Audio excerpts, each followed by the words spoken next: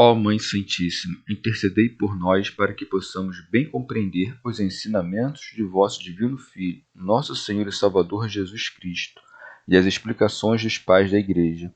Ó Virgem Imaculada, ofereço-vos este trabalho e peço que abençoais aqueles que o ouvirem, e que seja para a maior honra e glória de Deus. Amém. Senhor onipotente, purificai o meu coração e os meus lábios. Vós, que purificastes os lábios do profeta Isaías com carvão em brasa, e dignai-vos, por tal modo, purificar-me com a vossa misericórdia, para que possa dignamente anunciar o vosso santo Evangelho. Por Jesus Cristo nosso Senhor. Amém. Senhor, abençoai-me. Que o Senhor resida no meu coração e nos meus lábios, para que anuncie digna e convenientemente o seu Evangelho. Amém. Evangelho de Nosso Senhor Jesus Cristo, segundo São Lucas. O administrador infiel. Dizia ainda Jesus a seus discípulos: um homem rico tinha um administrador que foi denunciado por dissipar os seus bens. Mandou chamá-lo e disse-lhe: que é isso que ouço dizer de ti? Presta contas da tua administração, pois já não podes ser administrador. O administrador então refletiu: que farei, uma vez que meu senhor me retira a administração? Cavar? Não tenho força. Mendigar? Tenho vergonha. Já sei o que farei para que, uma vez afastado da administração, tenha quem me receba na própria casa. Convocou então os devedores do seu senhor um a um e disse ao primeiro: quanto deves ao meu senhor? 100 cados de azeite, respondeu ele. Disse então: toma tua conta, senta e escreve depressa, 50. Depois disse a outro: e tu, quanto deves? 100 medidas de trigo, respondeu. Ele disse: toma tua conta e escreve 80. E o Senhor louvou o administrador desonesto por ter agido com prudência, pois os filhos deste século são mais prudentes com sua geração do que os filhos da luz. O bom emprego do dinheiro. E eu vos digo, fazei amigos com o dinheiro da iniquidade, a fim de que, no dia em que faltar o dinheiro, estes vos recebam nas tendas eternas. Quem é fiel nas coisas mínimas é fiel também no muito, e quem é iníquo no mínimo é iníquo também no muito. Portanto, se não fostes fiéis quanto ao dinheiro iníquo, quem vos confiará o verdadeiro bem? Se não fostes fiéis em relação ao bem alheio, quem vos dará o vosso? Ninguém pode servir a dois senhores. Com efeito, ou odiará um e amará o outro, ou se apegará a um e desprezará o outro. Não podeis servir a Deus e ao dinheiro. Comentários dos Pais da Igreja. São Beda. Após ter condenado, nas 3 parábolas precedentes, a severidade dos que recebem os penitentes com murmurações, Nosso Senhor narra mais 2 parábolas, desta vez para nos instruir sobre a esmola e a moderação nos gastos, já que a boa doutrina ensina que a penitência segue-se à esmola. Por essa razão, inicia neste teor. Dizia ainda Jesus a seus discípulos: um homem rico tinha um administrador. São João Crisóstomo. Há certa noção errônea e corrente que só faz aumentar os desacertos e apequenar as boas obras. É a opinião de que as coisas que os homens possuem para a manutenção da vida possuem-nas como se delas fossem senhores e, por conseguinte, passam a havê-las pelo bem supremo. Mas a realidade é precisamente o contrário, porque não fomos colocados nesta vida presente como os senhores da casa, mas semelhantes a hóspedes e forasteiros. Somos levados inopinadamente para onde não desejamos estar. Quem agora é rico, dentro em pouco será mendigo. Assim, sejas quem fores, hás de saber que não és senão administrador de bens alheios, e os direitos que te foram concedidos são transitórios e passageiros. Afasta para longe, portanto, o orgulho que inspira tais pensamentos e toma para ti a humildade e a reserva que convém a um simples feitor. São Beda. O feitor, vilicus, é quem governa a casa, vila, mas é o administrador que cuida do dinheiro, dos frutos e de tudo quanto possui o senhor. Santo Ambrósio. Por esta parábola ficamos sabendo que não somos senhores, mas meros arrendatários de bens alheios. Teofilacto Diócrida. Com efeito, quando não administramos nossos bens segundo a vontade de nosso Senhor, mas o empregamos com vistas a satisfazer-nos os desejos, tornamo-nos assim arrendatários criminosos. Prossegue-se, que foi denunciado por dissipar os seus bens. São João Crisóstomo. Então o Senhor lhe destituiu do cargo conforme narra a parábola. Mandou chamá-lo e disse-lhe: Que é isso que ouço dizer de ti? Presta contas da tua administração, pois já não podes ser administrador. Todos os dias dirige-nos nosso Senhor essas palavras por meio do que nos acontece, como quando, por exemplo, ficamos sabendo de certo homem que, sem embargo de gozar boa saúde ao meio-dia, expira antes de cair da noite, ou daquele outro que morre em meio ao banquete. Bem se vê a diversidade de maneiras pelas quais nos é arrancado o posto de administrador. O bom administrador, porém, que confia no próprio trabalho, deseja deixar este mundo e estar com Cristo, como diz São Paulo, ao passo que quem se fia nos bens terrestres angustia-se na hora de deixar este mundo. Por isso está escrito. O administrador então refletiu: Que farei, uma vez que meu senhor me retira a administração? Cavar? Não tenho força. Mendigar? Tenho vergonha. Verdade é que a preguiça enferma o homem para o trabalho, porquanto ninguém haveria de temer a hora da morte se houvesse trabalhado com afinco durante o tempo em que viveu. Em sentido alegórico, entendemos que depois desta vida já não é tempo de trabalho. A vida presente é para o cumprimento dos mandamentos, a vindoura, porém, para a consolação. Se somos ociosos aqui, vã é a esperança de recompensa póstuma, porque lá nem o mendigar nos servirá. E prova disto acha-se na parábola das virgens imprevidentes que, sem embargo de terem mendigado às prudentes, retornaram de mãos vazias. Que cada um, pois, revista-se de sua vida como de uma túnica, sabendo de que não dispõe de outra. O feitor infiel, contudo, perdoa os devedores, seus companheiros, o quanto devem, fazendo deles o remédio para seus males. Segue-se, pois, já sei o que farei para que, uma vez afastada da administração, tenha quem me receba na própria casa. Isto é, todo aquele que, prevendo o próprio fim, desafoga o peso de seus pecados com boas obras, perdoando ao que lhe deve ou dando esmola aos pobres, e distribui generosamente os bens do seu senhor, esse granjeia amigos que haverão de testemunhar em seu favor diante do juiz, não porém com palavras, mas pondo a lume as boas obras que praticou. Esse testemunho há de lhe preparar a casa da consolação.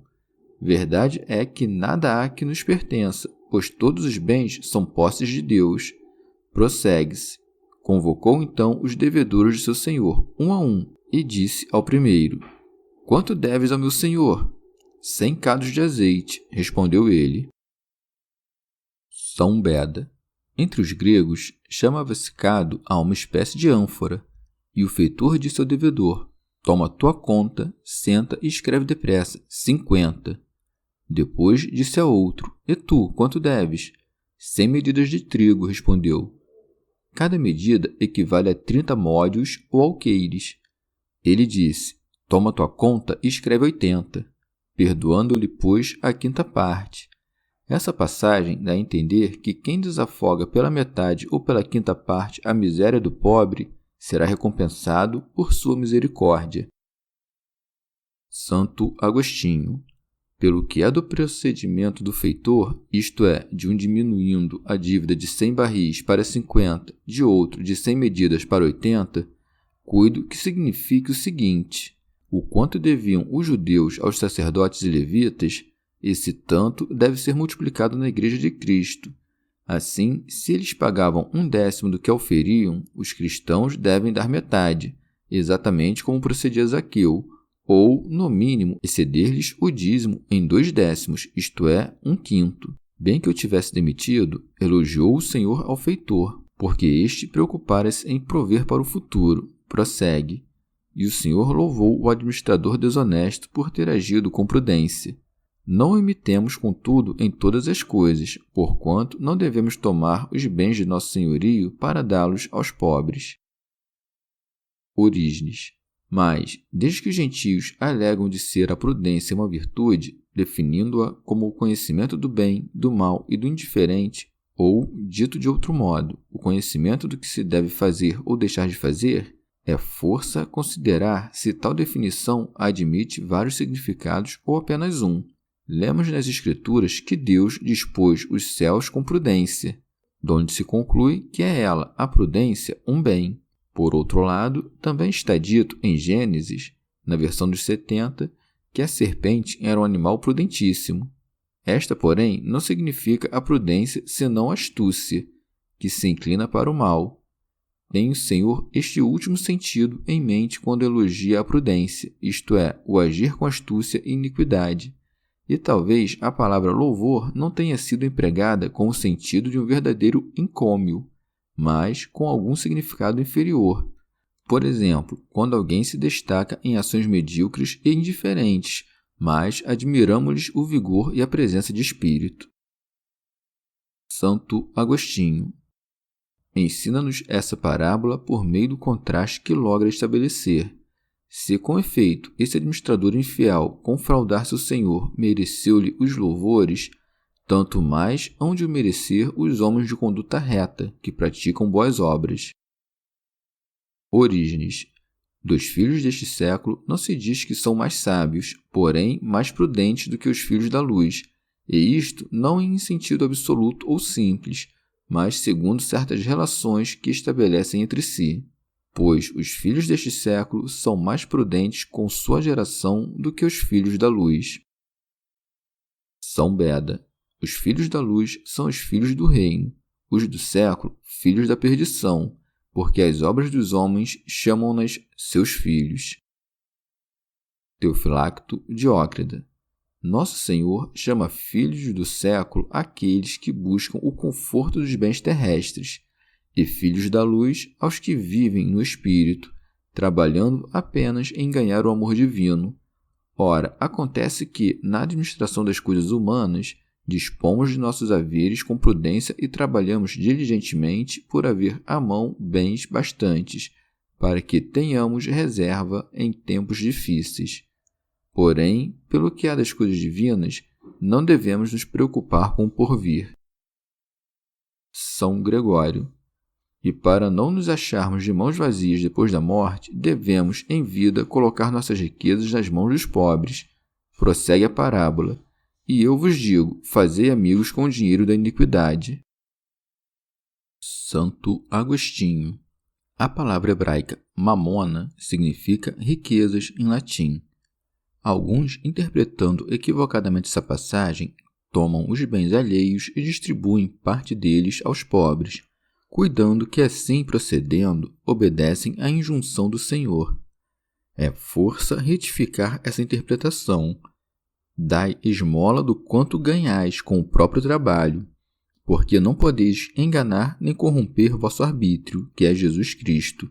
Se tentasseis subornar um juiz com dinheiro tomado aos pobres, e se ele, de fato, se deixasse corromper, a força de justiça arraigada em vossa alma inclinar-vos-ia a desprezá-lo.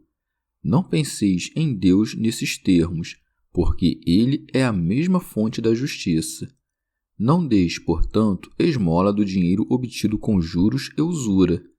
Dirijo-me nisto aos fiéis, a quem dispensamos o corpo de Cristo. Porém, se possuirdes esse tipo de riqueza, o que tendes é mau. Não obreis desse modo. Zaqueu disse: dou aos pobres metade dos meus bens. É assim que procede quem deseja fazer amigos com o dinheiro da iniquidade. E para não se tornar culpável, acrescenta: naquilo em que eu tiver defraudado alguém, restituir-lhe-ei no quádruplo. De acordo com outra interpretação, o dinheiro da iniquidade significa todas as riquezas do mundo, não importando qual sua origem. Portanto, se desejais a verdadeira riqueza, buscai aquela que em Jó sobejava, mesmo quando era nu, porquanto seu coração ia cheio de Deus. As demais são chamadas riquezas da iniquidade, pois não são verdadeiramente riquezas, porquanto estão plenas de pobreza e sempre expostas a se perderem.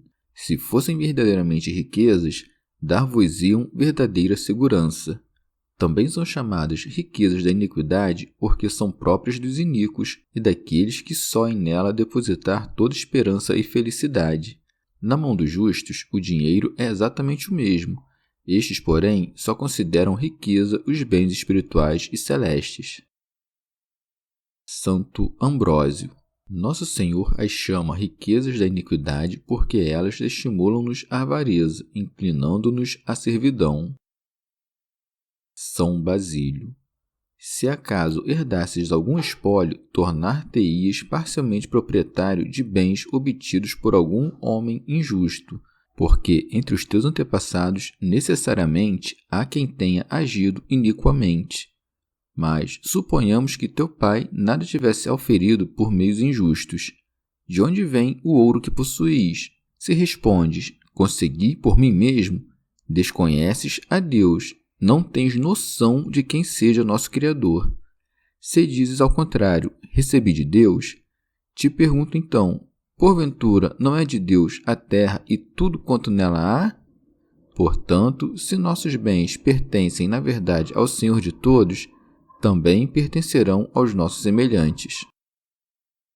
Teofilacto Diócrida. As riquezas que nosso Senhor nos confiou para que acudíssemos nossos irmãos e semelhantes, e que todavia as guardamos para nós, tornam-se ipso facto iníquas. Andaríamos melhor avisados se as entregássemos já de saída aos pobres.